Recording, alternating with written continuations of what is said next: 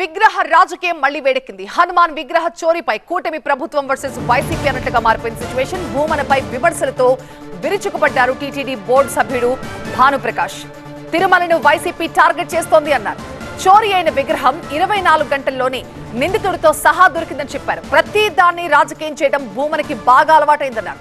YCP హయాంలో సాక్షాత్తు మూల విరాట్ ఉన్న గర్భగుడిలో రాములు వారి విగ్రహం వేలు విరిగినప్పుడు మీరంతా ఏం చేశారని ప్రశ్నించారు. ఆనాడు గుర్తుకు రాలేదా సనాతన ధర్మం అని క్వశ్చన్ చేశారు. మరోవైపు విగ్రహం చోరీ కేసుని పోలీసులు ఛేదించారు. ఒంగోలులో నిందితుడు పట్టుబడ్డాడు. సీసీటీవీలో ఆ చోరీ దృశ్యాలను కూడా గుర్తించారు. మొన్న తెల్లవారుజామున 2:45 జీప్ లో వచ్చిన నిందితుడు ఆలయంలోకి చొరబడి విగ్రహాన్ని దొంగిలించినట్లుగా సీసీ కెమెరాలో కనిపించింది. సీసీ ఫుటేజ్ ఆధారంగా దర్యాప్తు చేపట్టిన పోలీసులు 24 గంటల్లోనే విగ్రహం సహా నిందితుడిని కూడా ఒంగోలులో పట్టుకున్నారు.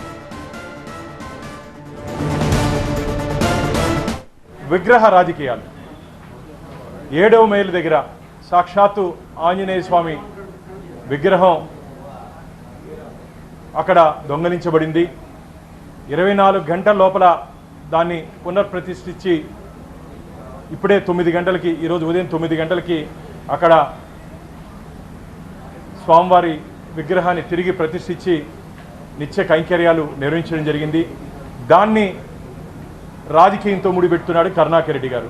జగన్మోహన్ రెడ్డి గారు ముఖ్యమంత్రిగా ఉన్నప్పుడు, మీరు టీటీడీలో సభ్యులుగా ఉన్నప్పుడు, అధ్యక్షులుగా ఉన్నప్పుడు మూల విరాట్ దగ్గర, మిత్రులారా, మూల విరాట్ అంటే సాక్షాత్తు గర్భాలయంలో ఉన్నటువంటి వెంకటేశ్వర స్వామి దగ్గర ఉన్నటువంటి శ్రీరామచంద్రమూర్తి విగ్రహ వేలు తెగిపోతే నువ్వు నిద్రపోయావని అడుగుతున్నా.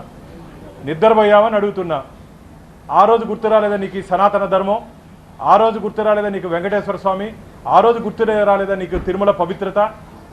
అక్కడ విగ్రహం దొంగతనం చేసి తీసుకుపోతే ముఖ్యమంత్రి ప్రశ్నిస్తాడు. అక్కడ విగ్రహం దొంగతనం చేసుకోపోతే చైర్మన్ గారిని ప్రశ్నిస్తారు. ప్రశ్నించండి, ఆధారాలతో ప్రశ్నించండి. మీ హయాంలో పవిత్ర రథాలు దగ్నం చేశారు. పవిత్ర రథాలు మీ హయాంలో రామతీర్థంలో శ్రీరామచంద్రుడి మెడ నరికివేశారు. మీ హయాంలో దాదాపు 200 పై దేవాలయాల్లో హిందూ దేవత విగ్రహాలు చెయ్యి ముక్కు నరికివేయడం జరిగింది. ఏ ఒక్కరినైనా పట్టుకున్నారా? అది అడిగితే పిచ్చివాడు ఏదో రథాన్ని దగ్నం చేశారని చెప్పారు. 24 గంటల లోపల నిందితుడిని పట్టుకొని ఈరోజు మేము అక్కడ విగ్రహాన్ని తిరిగి ప్రతిష్ఠించాం. ప్రస్తుతం చోరీ అయిన విగ్రహం ఈ ఉదయమే తిరిగి ప్రతిష్ఠించారు. కైంకర్యాలు కూడా జరిపారు. అయితే తిరుమలకు వెళ్లే ప్రతి భక్తుడు అలిపిరి మెట్ల మార్గంలో ఉన్న ఈ ప్రసన్నాంజనేయ స్వామి ఆలయాన్ని సందర్శిస్తూ ఉంటారు. అలాగే చోరీ విగ్రహం దగ్గర భక్తులు తమ కోరికలు కూడా విన్నవించుకుంటూ ఉంటారు. తిరుమలకు వచ్చే ప్రతి భక్తుడికి సెంటిమెంట్ గా ఉంది ఆలయం. అలాంటి ఆలయంలో విగ్రహం చోరీ కావడం భక్తులని కలవరపెట్టింది. విగ్రహం అయితే దొరికింది, కానీ అనుమానాలు మాత్రం తీరలేదు. నిందితుడు ఒక జీప్ లో వచ్చాడు. ఆలయం దగ్గరికి హడావుడిగా వచ్చినట్లు సీసీటీవీ ఫుటేజ్ లో కనిపిస్తోంది.